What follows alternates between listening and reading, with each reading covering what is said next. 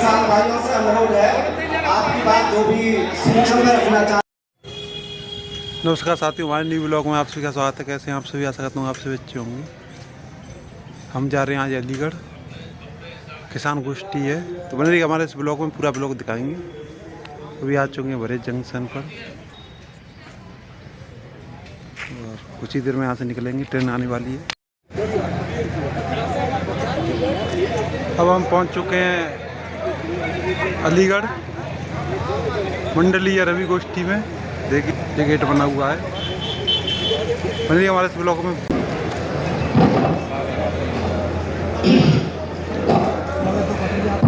भारत माता की, भारत माता की जय किसान, जय किसान। आज के इस रवि गोष्ठी अलीगढ़ और आगरा मंडल में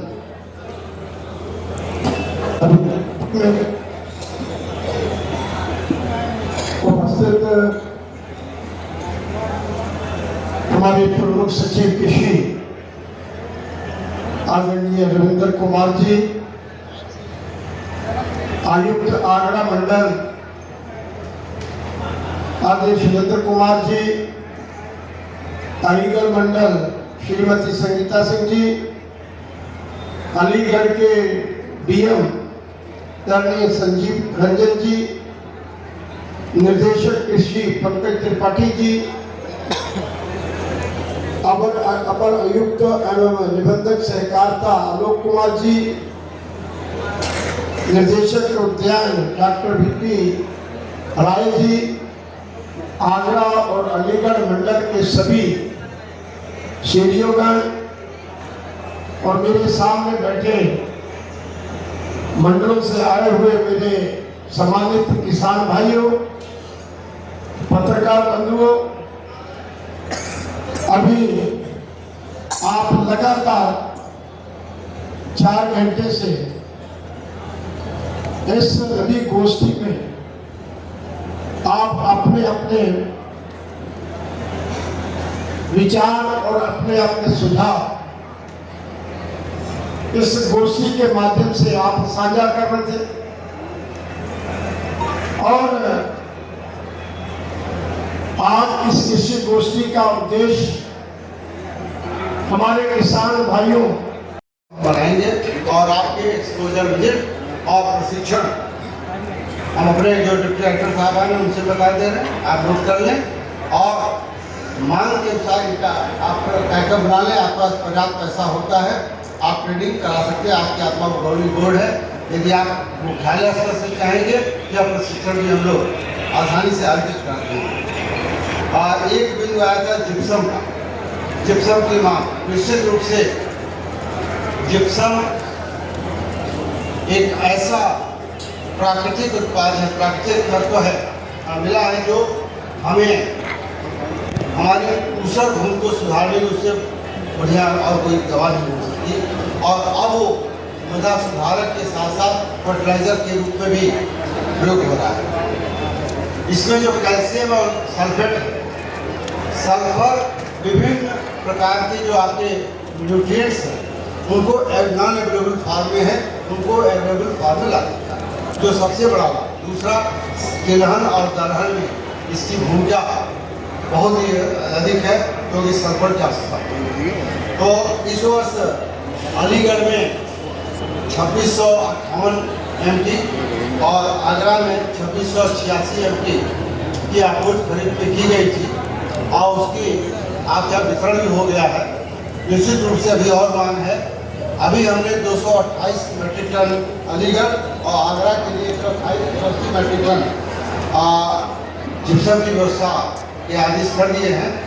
उम्मीद है अगले सप्ताह तक आपको जिप्सम उपलब्ध हो जाएगी।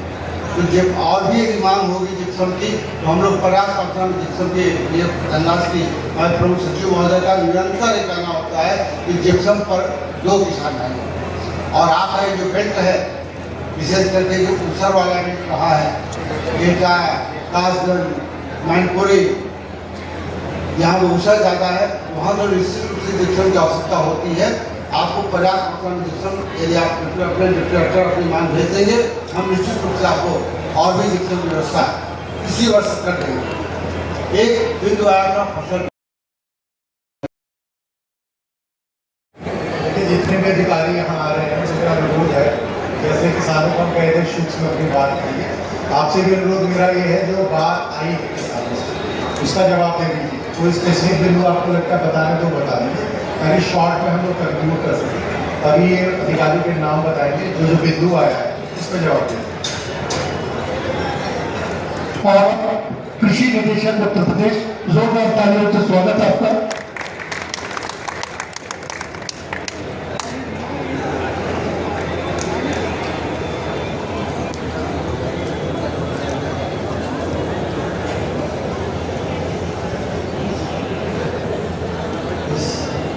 आगरा एवं अलीगढ़ मंडल की संयुक्त रवि गोष्ठी के मुख्य अतिथि आदरणीय श्री बलदेव सिंह औरत जी, माननीय कृषि राज्य मंत्री जी, आयुक्त अलीगढ़, आयुक्त आगरा मंडल अधिकारी अलीगढ़ मंचस्थ गोष्ठी में दोनों का पक्ष रखा है। और अब हम आयुक्त आगरा मंडल से विशेष अनुरोध कि वो आगरा मंडल की रवि रणनीति पर चर्चा करेंगे। जी बोलेंगे जी आगरा मंडल के थे, वो अलीगढ़ के थे। जी बोलेंगे मंडल स्तरीय रबी उत्पादकता गोष्ठी 2025 के इस कार्यक्रम में उपस्थित परमादरणीय माननीय कृषि राज्य मंत्री जी, प्रमुख सचिव कृषि महोदय, मंडलायुक्त अलीगढ़ महोदया, डीएम अलीगढ़, निदेशक कृषि, निदेशक हॉर्टिकल्चर, अपर आयुक्त एवं निबंधक सहकारिता, उपस्थित सभी हमारे सम्मानित किसान भाई, सभी सीडीओ साहब, सभी हमारे सम्मानित अधिकारी हैं, यहाँ मीडिया के हमारे उपस्थित सभी साथीगण। जैसा अभी आप लोगों ने तमाम तरह की समस्याओं के बारे में जो कृषक आए दिन उठा रहे हैं उसके बारे में आप लोगों ने जानकारी दी, उसके लिए सभी किसान भाइयों का आभार, धन्यवाद। कि समय समय पर आप लोग हम लोगों को जागरूक करने के प्रयास करते रहते हैं और आपका प्रयास होता है कि प्रशासन शासन सही ढंग से काम करे। हम आपको आश्वस्त करते हैं आगरा मंडल के रूप में कि आपकी सभी समस्याएं जो आपने यहाँ रखी हैं उसको नोट किया गया है, उसको क्रियान्वयन किया जाएगा, हम आपको आश्वस्त करते हैं। और देखिए, अगर हम आंकड़ों को थोड़ा सा आंकड़ों से अलग हट करके बात करें तो अगर हम 1947 का सर ने भी सुन लिया है, इस कमी को पूर्ण करने का प्रयास होगा। मंडल में रबी 2025-26 हेतु फसली ऋण लक्ष्य 7.55 लाख रुपए का लक्ष्य निर्धारित है।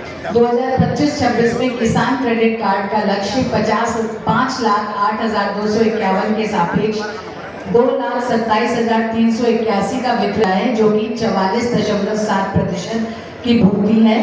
हमारे कृषि विभाग का प्रयास होगा कि इस लक्ष्य को हम लोग पूर्ण रूप से वर्ष के अंत तक पूर्ण कर सकें। रबी फसलों के क्षेत्रफल में विस्तार पर बल दिया जा रहा है। हो गए हैं उनमें दलहन तिलहन जैसी उपयुक्त फसलों को उगाने का वक्त अब आ गया है और इस पर जोर दिया जा रहा है। खरीफ के बाद खेत को खाली न छोड़कर अगेती आलू या अरहर बोने का प्रयास होगा। उन्नत बीजों के प्रयोग को भी प्रोत्साहित किया जा रहा है। इस संबंध में आपको जो भी आवश्यकता है वो समय समय पर हम लोग उपलब्ध होंगे, आपको इस संबंध में सूचना देने के लिए, ट्रेनिंग उपलब्ध कराने के लिए।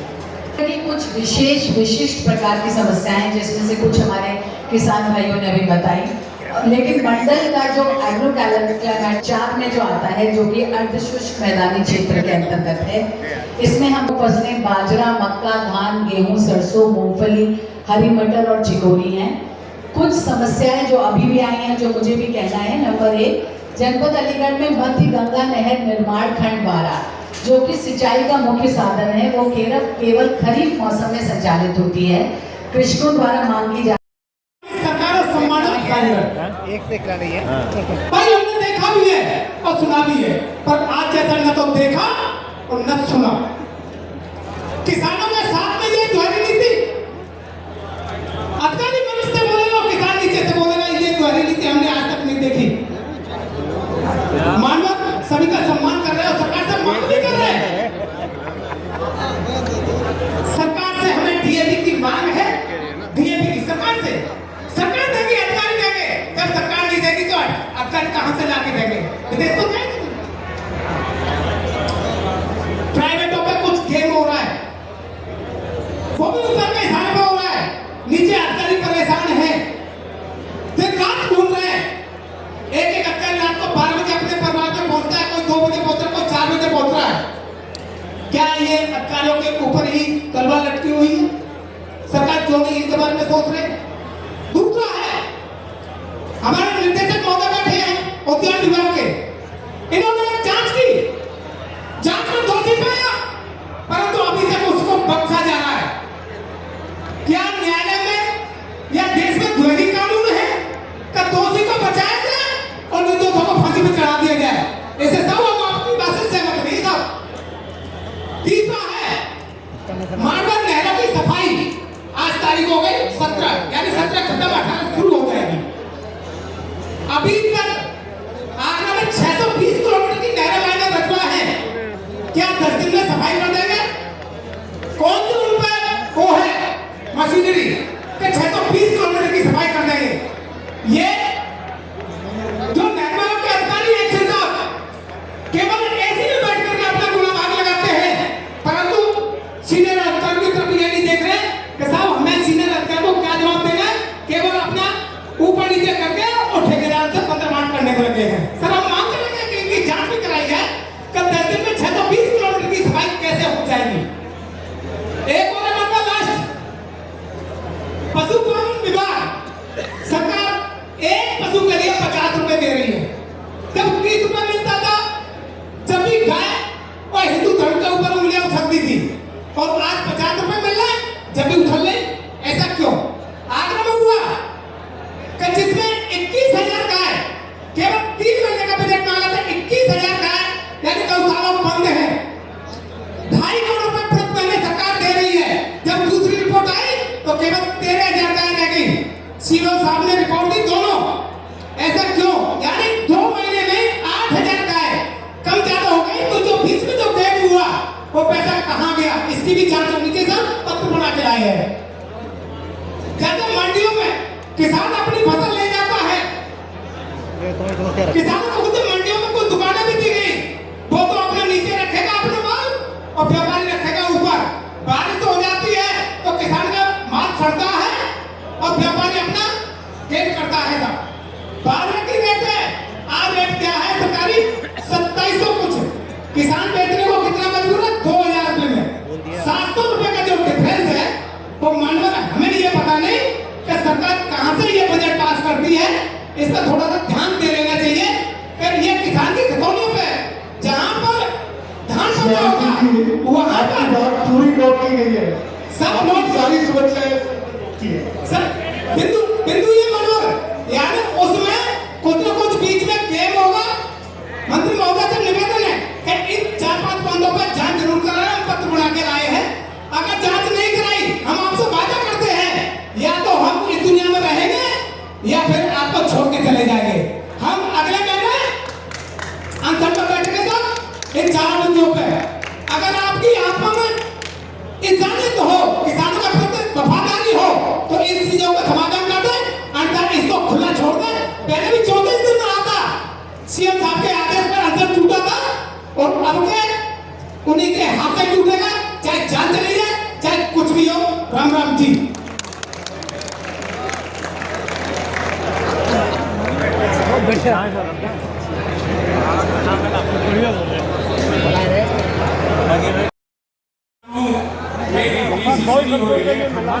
मेरा ये है, हम लोग किसान बैंक से 18 के हिसाब से लोन दे रहे हैं। कोई होती है सो जाती है, क्या हो जाती है बैंक की मुझे पे आज कोई किसी प्रकार लोन नहीं है। सीधे मैडम डीएम साहब को साथ सभी ने बैंक वाले कैसे लोन दे रहे हैं। किसी जी का बात एक बात ये है, मैं कहना चाहता हूँ जो कोल्ड स्टोर है वो भाड़ा लेते हैं, कोई लेता है 2 से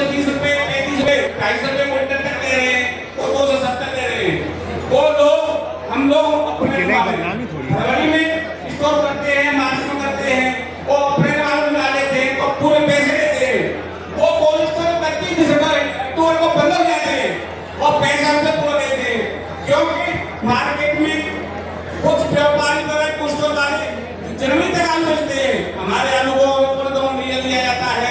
एक स्टोर की गाइडेंस होनी चाहिए, फरवरी से 25 दिसंबर तक या 30 नवंबर तक यहाँ से आदेश होना चाहिए और फिर ठीक सही करिए।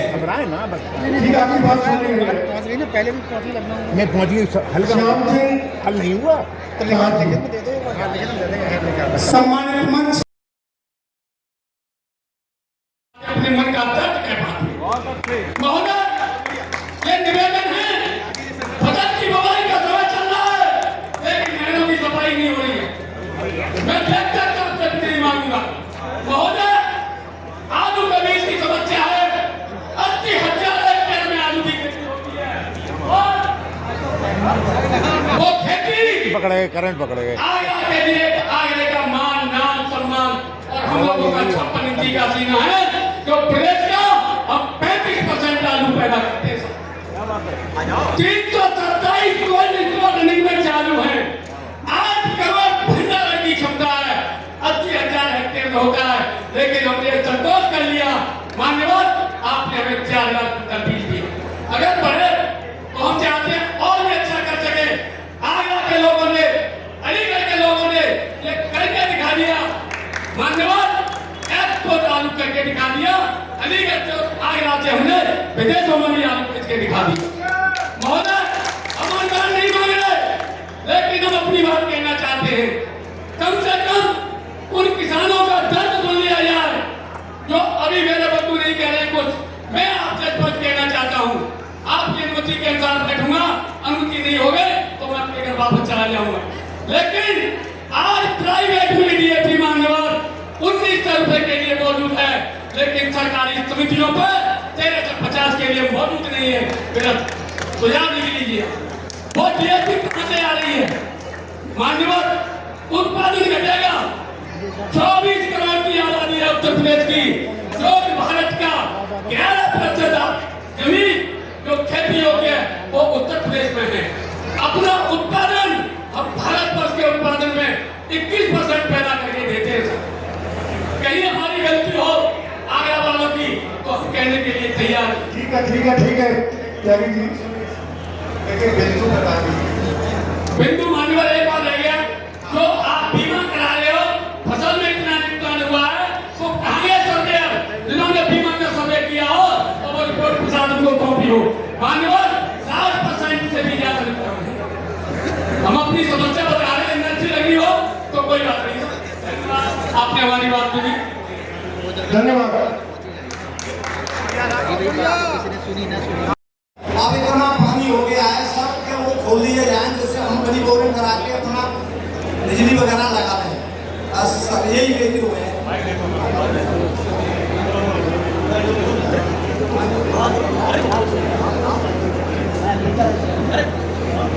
श्री गोपाल मिश्रा, सभी गणमान्य लोगों को एवं समस्त आयोजक जनपदों के विभिन्न जनपदों के किसान सबको मेरा प्रणाम। मेरा जनपद ओडीओपी की क्रॉप में चिकोरी में आच्छादित हुआ है और जो अभी इसी वर्ष में अप्रैल में उसको फसल को लिया गया है। हमारे यहाँ के किसानों की सबसे बड़ी समस्या है, मैं ज्येष्ठ कृषि विपणन व्यापार नीति के तहत में अपने अपने एफपीओ के द्वारा मैंने क्लस्टर बनाया है एसएमआई अशोक कुमार जी के द्वारा, और उस क्लस्टर की सबसे बड़ी भूमिका ये है कि जो हमारे कृषक जुड़े हुए हैं 800 किसानों ने, हम लोगों ने मिलकर क्लस्टर दिया है, तो हमारे किसानों को इस वर्ष बीज उपलब्ध नहीं हो पा रहा है। और वो बीज उपलब्ध न होने का कारण क्या है कि रेट की समस्या को लेकर अब जब हम लोगों ने भी अपने जनपद में जाकर चर्चा की तो चर्चा के बाद बीज तो दिया गया, लेकिन पिछले वर्ष का 700 रुपए का उसका मूल्य रखा गया, इस वर्ष 600 रुपए रख दिया। और एक बात और बोली गई विशेष कि अगर एक बीघा में 1 हेक्टेयर में अगर उत्पादन अधिक होगा तो हम 400 रुपए का लेंगे। तो हमारी समस्या सबसे बड़ी ये है कि हमारे कृषक जो जुड़े हुए हैं उनको बीज की उपलब्धता सही समय से हो जाए। और जो ओडीओपी की क्रॉप में श्रीमान अमित जी अपने जो ओडीओपी कंसल्टेंसी है, तो जो कमिश्नर ने हमने डीएसआर बनाया है, तो उस डीएसआर का उपलब्धता जो है वो बहुत शीघ्रता से की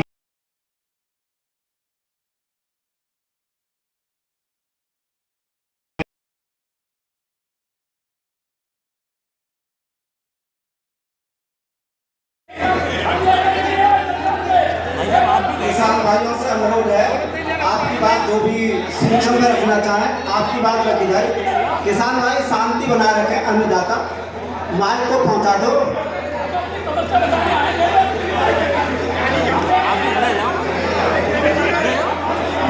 माइक दे दिए, किसमें माइक है माइक दे दीजिए, उनको दे दो माइक। क्या भी जी को अपनी बात रखिए, अपनी बात सूचना में रखना। आदरणीय मंच तो आज उनको कलागर में मेरे किसान बंधुओं शायद हम लोगों की ये पीड़ा है, ऐसा समय देखने को कभी कभी आता है 6 महीने के बाद जो हम अपने को मेरे हाथ जोड़कर नमस्कार। मेरा नाम राजवीर सिंह है, डिस्ट्रिक्ट फिरोजाबाद, मेरे पास इंडिया झारखंड मेरा गाँव है। मेरा पहला एक प्रश्न है कि उद्यान विभाग ने पहले बीज किसान खरीदता था, जैसा बढ़िया किसान बीज खरीदेगा उसके बाद बिल ला करके वो विभाग में दे देगा, उसका पैसा उसको ट्रांसफर होगा। लेकिन अब एक व्यवस्था ऐसी आई है कि बीज वहीं बचेगा तो बीज बढ़िया क्वालिटी के नहीं निकलते हैं, आप उसकी शिकायत नहीं करेंगे। तो इसलिए उस व्यवस्था को पहले वाली को लागू कर दिया जाए, बहुत बढ़िया व्यवस्था हो। दूसरी व्यवस्था हमारे अलीगढ़ मंडल, आगरा मंडल, बाजरा, मक्का, मूंग इसकी बहुतायत में खेती होने लगी है।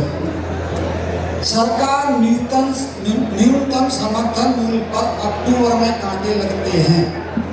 क्या सरकार किसान की ऐसी दशा है कि उसको जून से लेकर के अक्टूबर तक रखे, उसके बाद में कांटे पड़ जाएगा? इसलिए मेरा निवेदन है कि सरकार जो न्यूनतम समर्थन मूल्य पर खरीदे, उसके टारगेट में कोई हमको परेशानी नहीं है, लेकिन उसका जून में कांटा लगा दिया जाए। अक्टूबर में पैदा होता है, उसका अक्टूबर में भी कांटा लगा दिया जाए। केवल संबोधन बिल्कुल नहीं, सीधे सीधे समस्या पर। आदरणीय मंच और सभी किसान भाइयों को मेरा नमस्कार। मैं सबसे पहले तो ये अनुरोध करना चाहूँगा कि साहब दर्पण 1 में जो किसान मौजूद थे और वो दर्पण 2 पर हट गए हैं और कहा जा रहा है कि एफिडेविट लेकर आएँ और तब आपका जो है ये जमीन चढ़ेगा, तो बहुत सारे किसान इससे वंचित रह जाएंगे। सर इसको नोट कर लें और किसी तरह से आप अपने स्तर से इसको देखें। सर अभी हुक्म सिंह जी एक किसान भाई थे, बोल रहे थे ऑर्गेनिक पे काम कर रहे हैं और मेरा एक एफपीओ है सर, मैं भी ऑर्गेनिक पे काम कर रहा हूँ। राजेश पारा सर जी हैं और हमारे एक यादव जी हैं, ये हमारे एफपीओ पर गए भी हैं। हमने दिखाया है कि हम एक जीवामृत बनाते हैं लिक्विड और उससे खेती करते हैं, मसाले भी हम बनाते हैं, बिल्कुल शुद्ध मसाले बनाए जा रहे हैं हमारी एफपीओ की तरफ से, और भी बहुत सारे हम प्रोडक्ट अभी तैयार कर रहे हैं। तो हुक्म सिंह जी ने ये कहा था, वो मैं भी कह रहा हूँ सर कि ऑर्गेनिक पे काम करने वालों को कुछ न कुछ प्रोत्साहन आपकी तरफ से दिया जाना चाहिए। अगर उनको प्रोत्साहन मिलेगा तो वो और बढ़ेंगे, आपकी ये खाद की किल्लत घटेगी और ऑर्गेनिक का एक दायरा भी बढ़ता चला जाएगा। बहुत बहुत धन्यवाद साहब, दिशा निर्देश मिल चुका है। अगले फिरोजाबाद जिले से श्री राजवीर से हम पूरा अनुरोध कर रहे हैं, संक्षिप्त में अपनी बात रखिए। ये जाते ही है, मैं आगे चल रहा हूँ। हेलो, मैं जिला कासम से केरी सिंह बाबा जी। मेरे बच्चे किसानी करते हैं, खेती करते हैं। मेरे जनपद में कासंज में हरी मटर की 170 क्विंटल ग्राम पर पहुँच गई है खेत सफ़ेद मटर, जबकि ना के बराबर होती है। जिला कासंज में हरी मटर की खेती ज़्यादा होती है। मैं सरकार से निवेदन करूँगा कि हमारे किसानों के लिए हरी मटर का बीज उपलब्ध कराया जाए, जिससे कि किसानों को फायदा हो। और एक और मैं निवेदन करूंगा कि मैंने जो गाय हमारे योगी बाबा के लिए और मोदी प्रधानमंत्री जी के लिए मैं ये बड़ी निम्रता से और ये आशा करके कहता हूँ कि इन्होंने बहुत अच्छा किया जो गायों के लिए आजाद किया। मेरे यहाँ पे गायें जो है अभी फिलहाल में 16 हैं। मैंने 6-7 गायें पकड़वाई थी जो कि किसान डंडा मार रहे थे, उनमें मेरे पास एक गाय थी घर की, और मैंने बच्चों से कहा बेटा इनके लिए पकड़िए, ये डंडा मार रहे हैं किसान। आज मेरे पास 16 गाय हैं। मैंने उन गायों के लिए पाला पोसा और आज मेरे पास कम से कम 90 लीटर दूध है। मैं निवेदन करूंगा सरकार से मेरी गायों के लिए कुछ खाने के लिए उपलब्ध कराया जाए और आप कासन जिला से डीएम साहब से ये इंक्वायरी कराई जाए कि 9वां जिला कासन में जिला में एक 9वां गांव पड़ता है बाईपास पे, सर्वे करा ली जाए कि बाबा झूठ बोल रहे हैं साफ सत्य है, और मेरी गायों के लिए कुछ खाने के लिए दिलवाया जाए। मैं अधिकारियों के चक्कर लगा करके परेशान हो गया और बोले आप मंडी से लीजिए। अब मंडी से जाओ कि उन गायों के लिए पकड़वा लिया अगर मैंने दोष किया, वहां से पकड़वा के लाता तो क्या हो जाता सर। मैंने जो किसान के डंडा खा रही थी उनके लिए पकड़वाया है, और मैं फिर भी निवेदन करूंगा सरकार से कि कृपया ध्यान दिया जाए। हमारे कासिम जिला में सफेद मटर की खेती बहुत कम होती है, और जो सब्जी वाली मटर है, हरी मटर, ठीक है आपने बता दिया है, उसको नोट किया गया है। हाँ, और गायों के लिए कुछ धन्यवाद, आपका प्रस्ताव नोट किया गया है। और ज्यादा नहीं करके मेरे किसान भाई, मैं एक निवेदन और करूंगा हमारी खेती किसानी से, एक हमारी ये पशुपालक भी खेती किसानी भी आती है। मैं अपने किसान भाइयों से निवेदन करूंगा कि पशुओं के लिए ज्यादा साफ सुथरी जगह कराई जाए जिससे कि बीमारी कम हो, और चूना उनके नीचे बिखेरा जाए जिससे कि 3 रोगों से बचाता है। ये चूना होता है कलई, और उसके लिए डेयरी वाला लिया जाए न कि पैसा, उसे बॉर्डर बन जाए तो उसके लिए 3-4 दिन बाद उसके नीचे बखेरा जाए जिससे कि कलीदी और जुआ वगैरह और खुरपका मुंहपका और जो एन के जो रोग हैं जो आते हैं दूध वाले रोग आ जाते हैं वो नहीं आएंगे।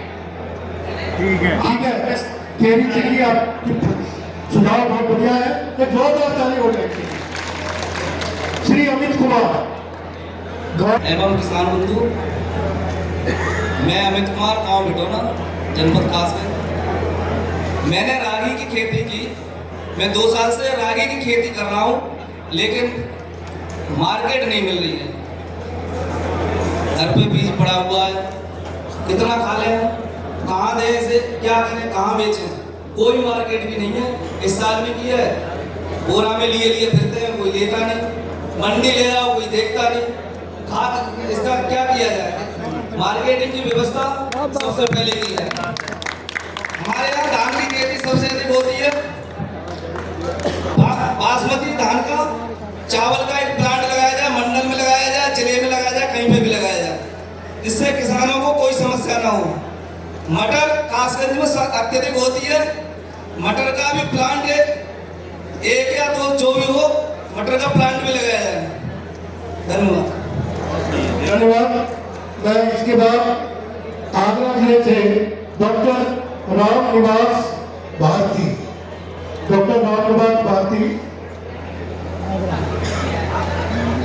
सर प्रणाम। मंच पर विराजमान हमारे राज्य मंत्री, आप सीधे समस्या पे आइए प्लीज।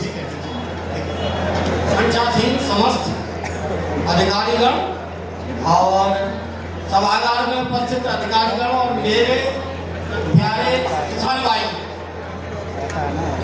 सबसे पहले तो मैं भारत सरकार और राज्य सरकार द्वारा किए जा रहे किसानों के हित में कार्यों के लिए दोनों सरकारों का आभार और धन्यवाद प्रस्तुत करना चाहता हूँ। आलू अनुसंधान केंद्र आगरा में बना, आलू पर विशेष कार्य होता है और श्रीमान निदेशक महोदय से हम लखनऊ में परसों मुलाकात की थी कि आलू पर किसानों के हित में 800 रुपए की सब्सिडी उनके द्वारा दी गई। इस सभी सरकार के तंत्र का आभार प्रकट करते हैं, धन्यवाद। किसानों के हित में इतनी समस्याएं लोग बता रहे हैं। मुख्य समस्या तो मैं ये मान के चल रहा हूँ कि हमारे कुछ किसान तो कंफ्यूज हो रहे हैं कि उर्वरक कितना % डाला जाए, उससे उसकी पीएच पर क्या प्रभाव पड़ेगा, ताकि पीएच का मेजरमेंट किस प्रकार से किया जाए और उसका टेम्परेचर कितना होना चाहिए। इन सब चीज़ों पर चर्चा बहुत देर से मैं कर रहा हूँ। मैं ये देख रहा हूँ कि किसान हमारे कंफ्यूजन हो रहे हैं। कृपया मैं ये चाहता हूँ कि मृदा के जितने अधिकारी हैं उनको मृदा के लिए आप अपने स्तर से अधिकृत करें, जिससे कि उसका परीक्षण कराया जा सके। किसान इतना नहीं जानते। दूसरी चीज, विभिन्न प्रकार के अनुसंधान पूरे राष्ट्र में हो रहे हैं। मैं अपने प्रदेश की बात नहीं कर रहा हूँ, पूरे राष्ट्र की बात कर रहा हूँ। माननीय मंत्री जी को और पूरे तंत्र को मैं इस बात के लिए भी धन्यवाद देना चाहूँगा कि किसानों के हित में मैंने अभी मंच से भी देखा, विभिन्न वैज्ञानिकों के द्वारा कृषि केंद्रों पर अनुसंधान हो रहा है। वो अनुसंधान केवल किताबों तक ही सीमित नहीं है, वो धरातल पर हमारे किसान भाइयों के बीच में आ रहे हैं और उनसे हमारे किसानों को बहुत फायदा होगा। तो उन्नत किस्म के बीज पर भी बात करना चाहूँगा कि किसानों के हित में उन्नत किस्म के बीज उपलब्ध कराए जाए। हमारे आगरा में किसान कृषि विभाग के जितने भी अधिकारी हैं, मैं तो ये मान के चल रहा हूँ क्योंकि मैं भी एक क्लास 1 अधिकारी से रिटायर्ड हूँ शिक्षा विभाग से।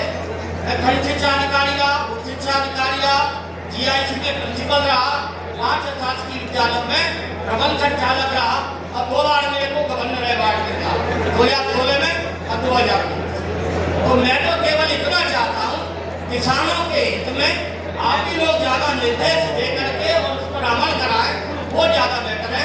क्योंकि हमारे किसान अभी इतने जागरूक नहीं है कि वो केमिकल रूप से ये सबके फॉर्मूले याद कर सके, सबका एनालिसिस कर सके, ये सोच सके कि इस खेती में कितने अवांछनीय तत्व इस मृदा के अंदर है, जिनकी वजह से ये प्रदूषण हो गया, इनको रोकना चाहिए, कितने डालने चाहिए, इसकी मात्रा, क्वालिटी भी क्वांटिटी सब पर।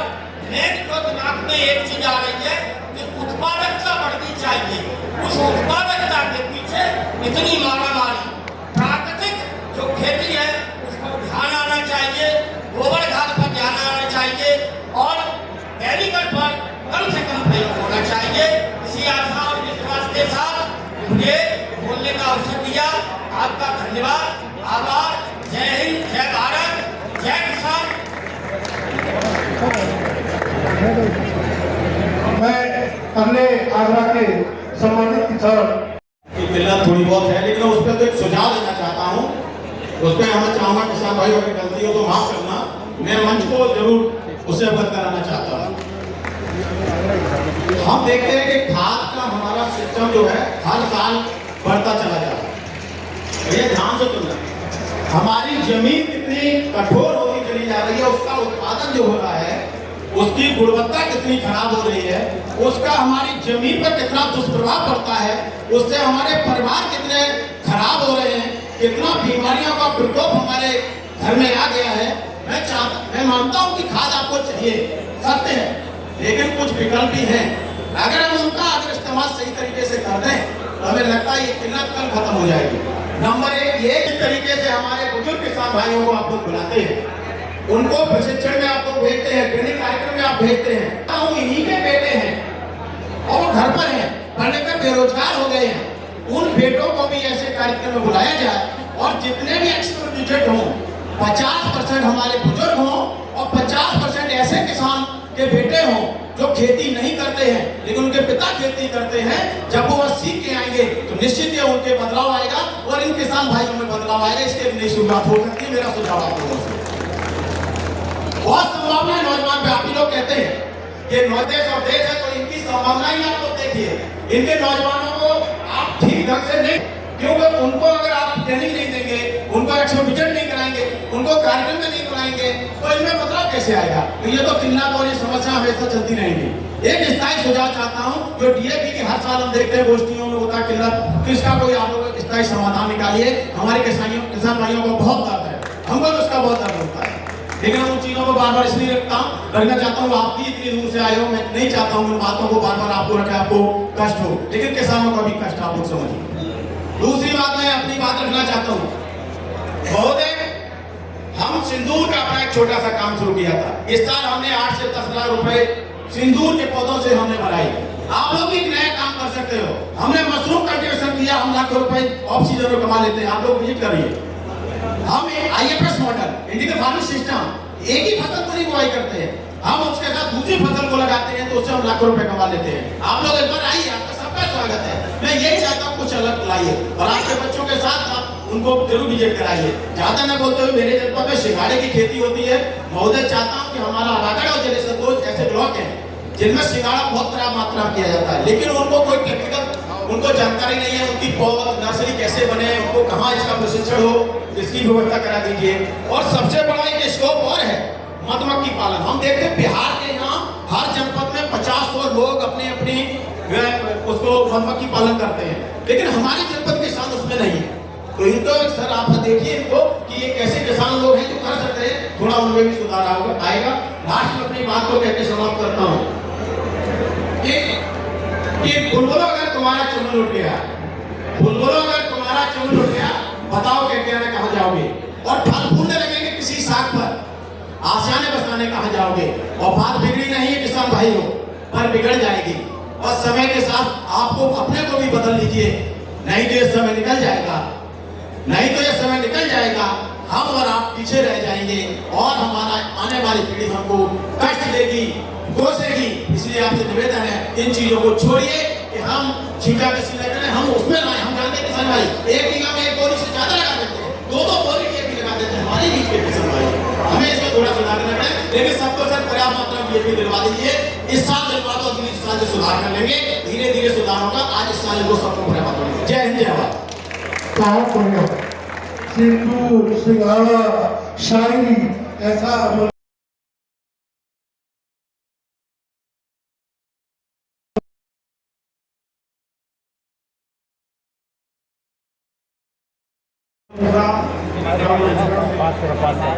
समस्या पे आ रही है। समस्या ये है कि हमारे यहाँ ऑर्गेनिक खेती लोग कर रहे हैं, उसका कहीं भी मार्केट नहीं मिल पा रहा है। ऑर्गेनिक खेती कर रहे हैं, उसका कहीं भी मार्केट नहीं मिल पा रहा है। तो अगर हम लोग इसे ज़्यादा मात्रा में करें तो इसके लिए मार्केट तो कहीं उपलब्ध है नहीं। तो श्रीमान जी से हमारा परम निवेदन है कि हमारे लिए मार्केट की कोई व्यवस्था कराई जाए, या एक तो दुकान ही मंडी में आरक्षित कराई जाए जिसमें ऑर्गेनिक का ही माल बिके। ठीक है, यहाँ से कोई नहीं बीच में टोका ना, आप बीच में टोका लगी क्यों कर? आप बैठिए देखिए, अगर आपको नहीं पसंद है हम अगली बार से नहीं आएंगे। अगर आपको लगता है कि हमारे आने का फायदा है हम अगली बार से नहीं आएंगे, हम उन मंडलों में चले जाएंगे जहाँ किसान को लगता है हमारे आने का फायदा है। आप बैठिए।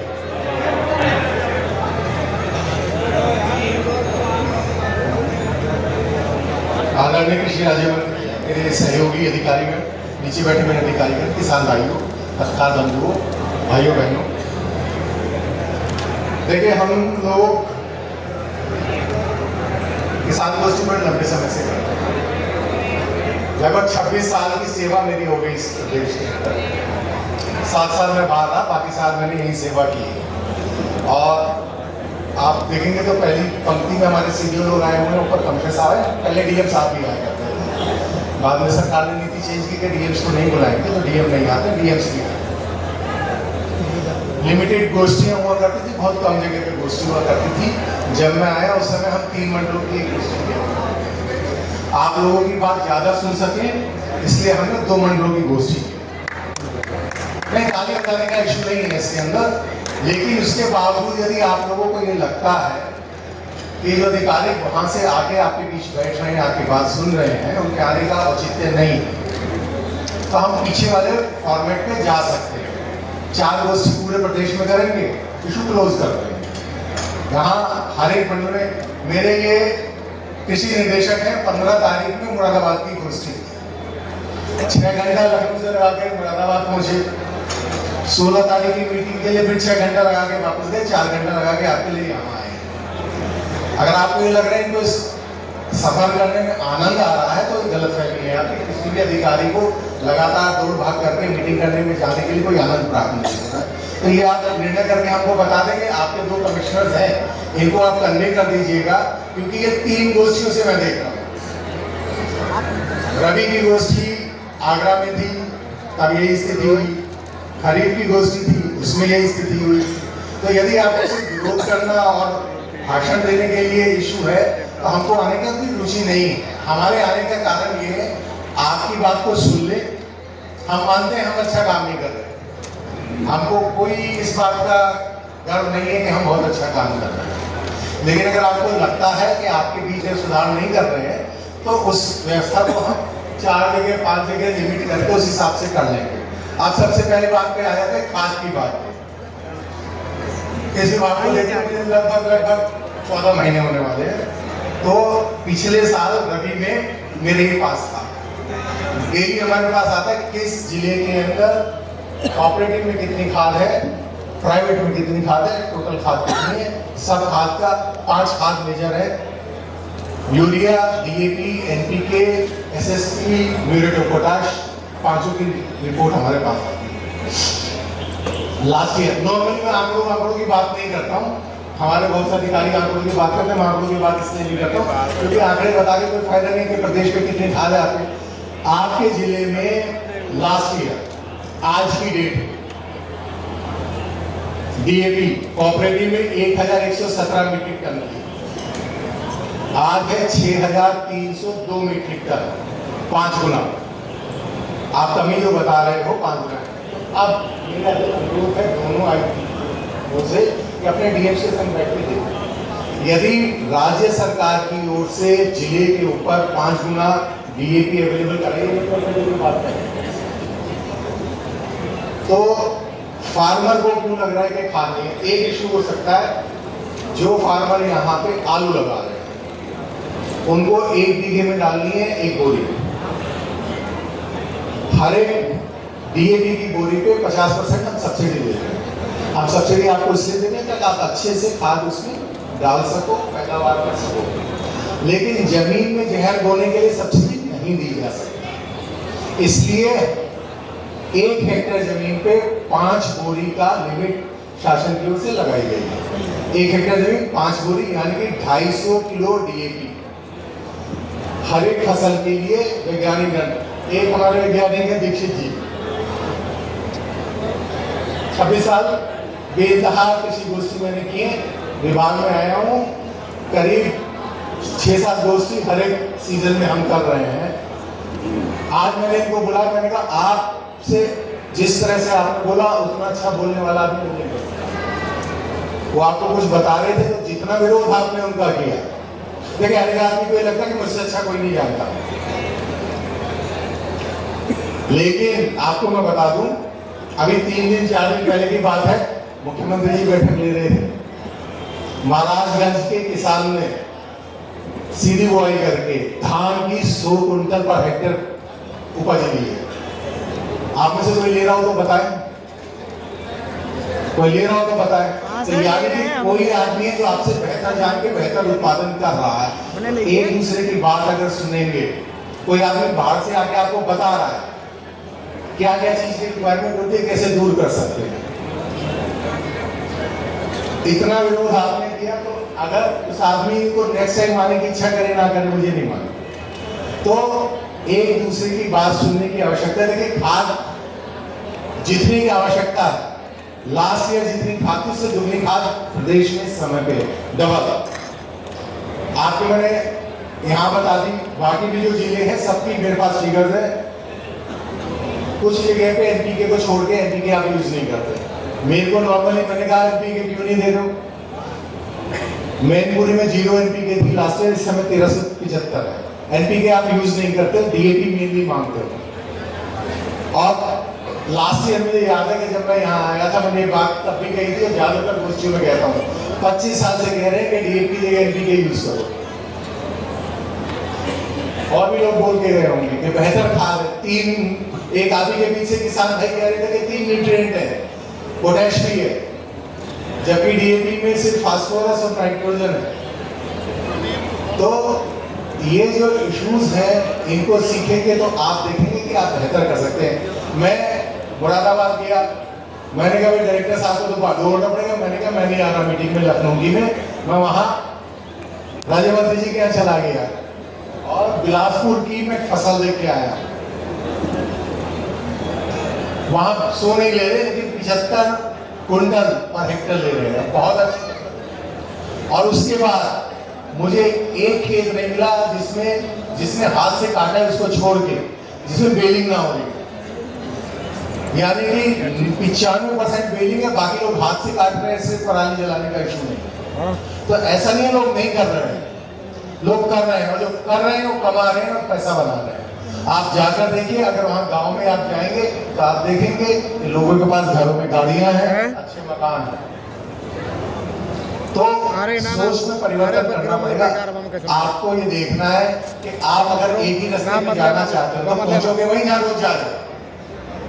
यहाँ से आप आगरा के लिए निकले तो आगरा ही पहुंचोगे ना, वो भी जहाँ मिला था मथुरा नहीं पहुंचोगे। तो रास्ता जो लिया वहीं पहुंचोगे, तो आपको रास्ते पे बदलना पड़ेगा, ये आपको विचार करना पड़ेगा। इसको भी ले लो ना, तो यहाँ मुख्य रूप से मेरा अनुरोध आपसे ये है कि गोष्ठी के अंदर आपकी बात हम सुन रहे हैं, साथ साथ जो बात कही जा रही है उसको भी सुनने का प्रयास करें तो होगा। अब आपके बिंदुओं पे आते हैं, जिन बिंदुओं को आपने यहाँ रेज किया है। सबसे पहली चीज, 2 चीजें हैं जिन पे हम लोग लगभग हर एक किसान को सब्सिडी देने की कोशिश करते हैं। एक खाद, हर बोरा खाद जो भी आपके यहाँ आता है उसमें सब्सिडी है और सब किसानों को हम अवेलेबल कराते हैं। किसी किसान के लिए कहते हैं पोर्टल पे भर दो आपको देंगे, सबको अवेलेबल करा रहे हैं। दूसरी चीज, जिनके पास भी नलकूप है बिजली से लगे हुए, उनको हमने छूट दे दी है पानी की, अब हम लोग बिजली का पैसा नहीं दे रहे। उसके अलावा कोई सब्सिडी ऐसी नहीं है जिसके अंदर हम हर एक आदमी को सब्सिडी देते हैं। सब्सिडी लिमिटेड लोगों को मिलती है। जिप्सम की सब्सिडी 0.5 यानी कि 200 में से एक आदमी को हम जिप्सम की सब्सिडी दे पाते हैं।